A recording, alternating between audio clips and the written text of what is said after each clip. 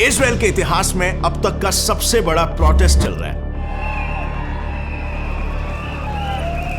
Protests have continued in Israel despite Prime Minister Benjamin Netanyahu's decision. Demonstrators planning to disrupt transport and block major roads in Tel Aviv. Israelis expressed their anger and stormed a disputed site that is revered by Muslims and Jews and fought with Palestinians. Mr. Benjamin Netanyahu's hand was forced to press pause on those reforms. ये इतने बड़े scale पर हो रहा है कि सिर्फ Israel के इकोनॉमिक कैपिटल तेल अवीव में यानी कि एक पूरे शहर में 3/4 जनता एक साथ प्रोटेस्ट कर रही है। और उसके पीछे का रीजन उनके प्राइम मिनिस्टर बेंजामिन नेतान्याहू और उनका newly introduced highly controversial judicial reforms bill.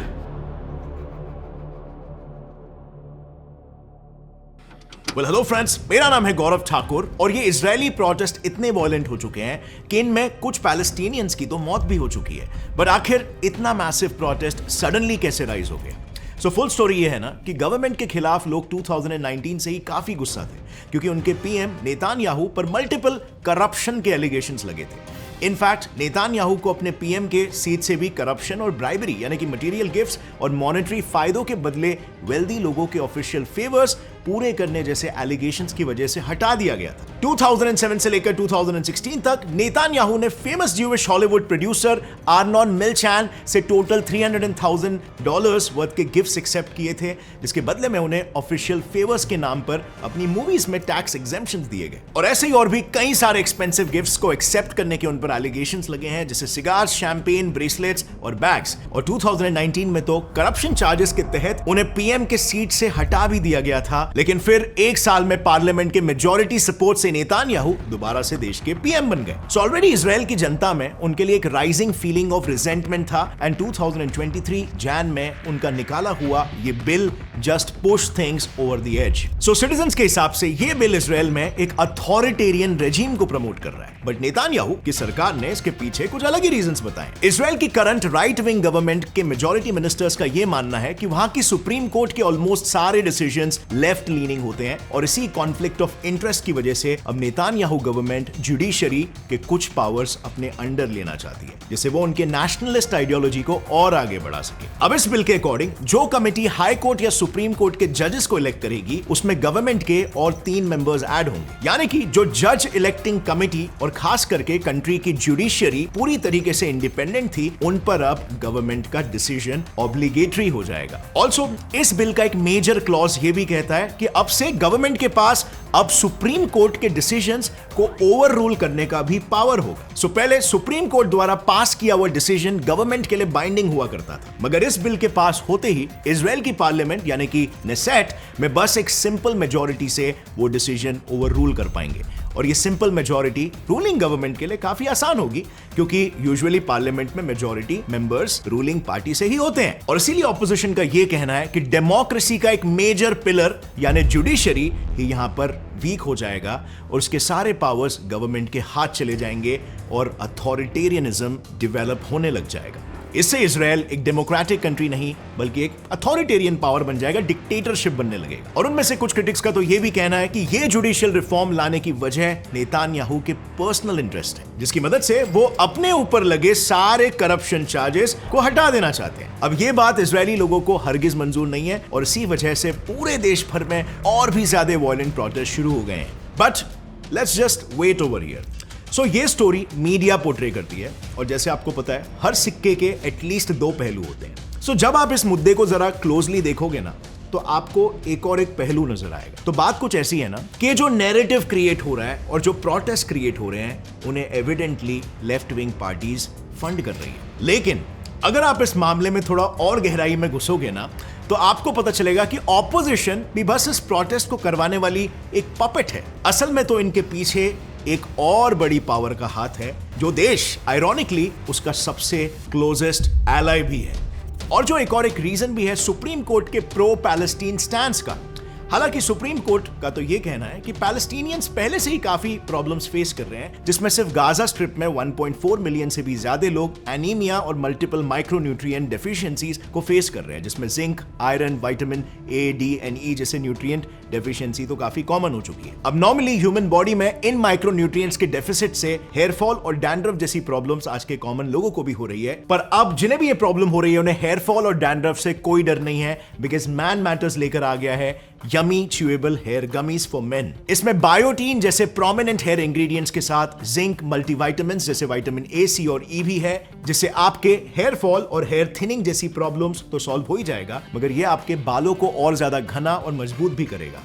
Best result के लिए डेली आपको एक गमी खाना है, सिर्फ 2 से 3 महीनों तक। एंड माइंड यू, ये गमीज शुगर फ्री होने के साथ साथ 100% वीगन और जेलेटिन फ्री भी है। एंड बिकॉज ये पैराबेन फ्री भी है, इनके कोई साइड इफेक्ट्स नहीं है, तो आज ही च्यूएबल गमीज ऑर्डर करें वीडियो के नीचे दिए हुए लिंक से। और साथ ही मैन मैटर्स आपको फ्री ऑनलाइन डॉक्टर कंसल्टेशन भी ऑफर करता है dandruff, hair fall, skin, weight, sexual wellness जैसी प्रॉब्लम्स के लिए। So book your free session now, link is in the description. अब फ्रेंड्स, लौट आते हैं हमारे वीडियो पर। इजराइल की गवर्नमेंट को ना गिराने की प्लानिंग 1 साल पहले से ही हो चुकी थी, जिसमें यूएसए और left wing supporter and billionaire George Soros भी शामिल है। ये वही है जिसने इंडिया में भी रेजीम चेंज करने के लिए 8000 करोड़ इन्वेस्ट किए, जैसे कि मैंने इस वीडियो में बताया था। कुछ उसी तरह से ही सोरोस ने इजराइल की ऑर्गेनाइजेशन जे स्ट्रीट पैक को $1 मिलियन की फंडिंग दी है, और ये वही ऑर्गेनाइजेशन है जिसने नेतान्याहू की सरकार के खिलाफ चल रहे प्रोटेस्ट में हिस्सा लिया। ये अपने एंटी सेमेटिक यानी एंटी ज्यू आइडियाज को प्रमोट करने के लिए जानी जाती है। इनफैक्ट इस मूवमेंट के दौरान इजराइल की लेफ्ट विंग पार्टीज ने अपने सबसे बड़े ट्रेड यूनियन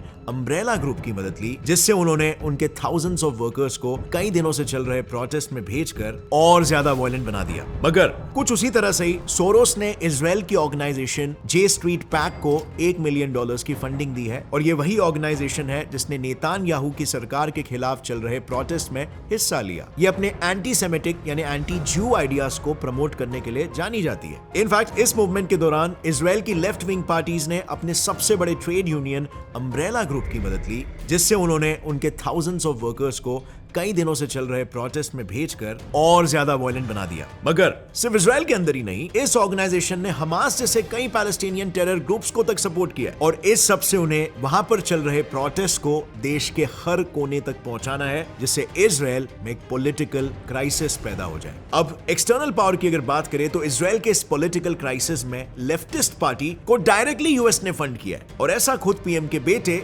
यायर नेतान्याहू ने ऑपोजिशन पार्टी पर आरोप लगाया। इसमें उन्होंने ये कहा कि आज इजराइल में चल रहे प्रोटेस्ट को डायरेक्टली बाइडेन एडमिनिस्ट्रेशन द्वारा फंडिंग मिल रही है, और इसमें यूएस स्टेट डिपार्टमेंट के हाथ होने का क्लियर प्रूफ है। यूएस ने तो इस प्रोटेस्ट में यूज होने वाले फ्लैग से लेकर स्टेज ऑर्गेनाइज करने तक सब कुछ फाइनेंस किया है। और ये सब सुनकर बिल्कुल जाहिर सी बात है आपके मन में भी यही सवाल आ रहा होगा कि आखिर यूएस अपने ही दोस्त इजराइल, जो कि सिमिलर आइडियोलॉजी भी सपोर्ट करता है, उसी के खिलाफ क्यों साजिश रच रहा है। वेल, इसकी सिंपल वजह है लेफ्ट गवर्नमेंट को पावर में लाना। तो बात ऐसी है ना, ट्रंप सरकार के दौरान इजराइल यूएस रिलेशंस अपने पीक पर थे, जहां ट्रंप ने नेतान्याहू सरकार के जेरूसलम ऑक्यूपेशन को ओपनली सपोर्ट किया, और ट्रंप एडमिनिस्ट्रेशन के रूल में यूएसए वो पहली कंट्री बनी जिसने जेरूसलम को एज इजराइल का कैपिटल ओपनली रिकॉग्नाइज किया। आपको पता होगा जेरूसलम डिस्प्यूटेड लैंड में आता है, तो इजराइल उसको अपना कैपिटल मानता है, लेकिन बाकी के बहुत सारे कंट्रीज नहीं रिकॉग्नाइज करते। लेकिन अब यूएस में लेफ्ट लीनिंग यानी डेमोक्रेटिक पार्टी की सरकार है, जो इजरायली राइट विंग गवर्नमेंट को पावर में नहीं चाहती, और इसीलिए बाइडेन सरकार ने अभी चल रहे पैलेस्टीन ऑक्यूपेशन को सपोर्ट नहीं किया, जिस पर क्लैरिफिकेशन देते हुए बाइडेन सरकार का यह कहना है कि इजराइल के इस एक्ट से यूएसए की इंटरनेशनल इमेज खराब हो रही है, क्योंकि इजराइल के बनने में यूएस का सबसे बड़ा हाथ है, और इसीलिए यूएसए और बाकी गल्फ कंट्रीज अब इजराइल को और ज्यादा पैलेस्टीनियन ऑक्यूपेशन नहीं करने देना चाहते। और बस यही वो बात है जो यूएसए और नेतान्याहू के बीच दरार बनाने का काम कर रही है। और फाइनली यूएसए ने नेतान्याहू को अपने पद से हटाने के लिए इजराइल में चल रहे क्वालिटी गवर्नमेंट मूवमेंट को डायरेक्टली फंडिंग किया, और इन सभी फंडिंग में प्रोमिनेंट रोल निभाया USA supported organization one voice organization ने। यूएसए ने इस ऑर्गेनाइजेशन के तहत यंग लेफ्ट इजरायली एक्टिविस्ट को हायर किया जो एंटी गवर्नमेंट हो, और फिर इन सभी एक्टिविस्ट को गवर्नमेंट को गिराने के डेडलाइंस दे दिए। इस बात का प्रूफ आप इस लीक्ड मेल से देख सकते हो जो वन वॉइस ऑर्गेनाइजेशन के चीफ मिस्टर जिन्सबर्ग को यूएस एम्बेसी के डिप्लोमेट मिस्टर रैटनी से आया है। इस मेल में जैसे आप देख सकते हो क्लियरली ये बात हुई है कि नेतान्याहू कोएलिशन गवर्नमेंट यानी राइट विंग पार्टी को सत्ता से गिराकर पावर ऑपोजिशन पार्टी पर शिफ्ट कर दो। एंड माइंड यू, इस पूरे कॉन्स्पिरेसी को अंजाम देने के लिए अब तक दोनों के बीच 26 मीटिंग्स भी हो चुके हैं। बट यूएस और वन वॉइस के नेतान्याहू को गिराने के सारे प्लान्स नाकाम रहे, और इसीलिए अब जो बाइडेन नेतान्याहू को ओपनली क्रिटिसाइज कर रहे हैं। उन्होंने तो ये आइडिया ऑफ इजराइल को ही रिजेक्ट कर दिया है और ये क्लियरली कह दिया है कि ज्यूइश इजरायलीज वहां बॉर्न ही नहीं हुए, वो असल में आउटसाइडर्स है, यूरोप से आए हुए, और अरब्स वहां के original sons of the soil है। And adding to all this, US ने तो इजराइल को क्लियर ऑर्डर्स दिए हैं कि वो पैलेस्टीन के साथ सीज फायर कर ले और पीछे आ जाए, पर इजराइल की करंट गवर्नमेंट ने ऑफ कोर्स इसे मानने से मना कर दिया। इसी नैरेटिव से जस्ट कुछ हफ्ते पहले जब Israeli defence minister Yoav Gallant ने भी आवाज उठाई, तब उन्हें प्रोटेस्ट में हिस्सा लेने और देश में अनरेस्ट फैलाने के एलिगेशंस पर फायर कर दिया गया था। ये देखकर प्रोटेस्ट और भी बढ़ने लगे, बट ये उनका पॉलिटिकल मूव था, क्योंकि इसके तुरंत बाद डिफेंस मिनिस्टर ने अपनी गलती मानते हुए माफी मांगकर फिर से अपनी पोस्ट ज्वाइन कर ली, और ज्वाइन करते ही उन्होंने देश पर फॉरेन पावर्स के खतरा होने की चेतावनी जाहिर की, जिसे टैकल करने के लिए गैलेंट ने यह कहा कि हमें सभी फ्रंट्स पर हाई टेंशन नजर आ रहा है, जिसमें देश को ईरानियन और हिजबुल्लाह के हमले से बचाने के लिए हमें वॉर कंटिन्यू रखना होगा। क्योंकि अब रिसेंटली सीरिया की एक सर्वेलेंस बोट इजरायली कोस्ट पर नजर रखते हुए स्पॉट की गई, जिसका जवाब देने के लिए इजरायल ने सीरिया के होम अफेयर्स एडमिनिस्ट्रेशन की बिल्डिंग ही गिरा दी। लेकिन ये अकेली ही कंट्री अब इजरायल के लिए थ्रेट नहीं बनी हुई है। सऊदी अरेबिया और उसका लॉन्ग टाइम राइवल ईरान ने तो सालों बाद पहली बार आकर एक एग्रीमेंट साइन किया है, जिसके तहत Israeli foreign minister Yair Lapid का यह मानना है कि वो एग्रीमेंट इजरायल के ऑयल इकोनॉमी को क्रिपल करने के लिए बनाया गया है, और ये सब यूएस और सऊदी अरेबिया के अलायंस के बिना पॉसिबल नहीं है। Now this proves it all. इससे यूएस की हिपोक्रेसी क्लियरली समझ आती है कि यूएस किसी का सगा नहीं है, और इससे यह बात भी एकदम क्लियरली हाईलाइट हो जाती है कि कैसे एक कंट्री की गवर्नमेंट चेंज होते ही उसकी फॉरेन पॉलिसी चेंज होने लग जाती है, और in the case of US जैसी पावरफुल कंट्री इसके रिपल्स दुनिया भर में फील होते हैं, और दूसरे कंट्रीज के गवर्नमेंट्स को भी इसके इफेक्ट्स भुगतने पड़ते हैं।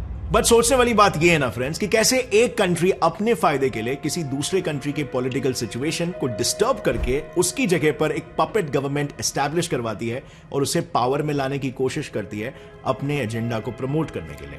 यूएस प्रेसिडेंट के इस स्टेटमेंट से हम क्लियरली समझ सकते हैं इजरायल को सऊदी की कॉम्प्रोमाइजिंग ऑफर मान लेनी चाहिए, जिसे मानने के बाद ही सऊदी इजरायल को रिकॉग्नाइज करेगा। अब नेचुरल क्वेश्चन ये आता है कि सऊदी के बिहाफ में यूएसए क्यों बात कर रहा है भाई? But on the other hand Israel अपने स्टैंड पर बिल्कुल कायम है, वो अभी भी पैलेस्टीनियंस और हमास के साथ कोई कॉम्प्रोमाइज नहीं करेगा और उन्हें उनके ही तरीकों से जवाब देगा। बट ये इकलौता केस नहीं है जब यूएसए किसी कंट्री को डिस्टेबलाइज करने की कोशिश कर रहा है।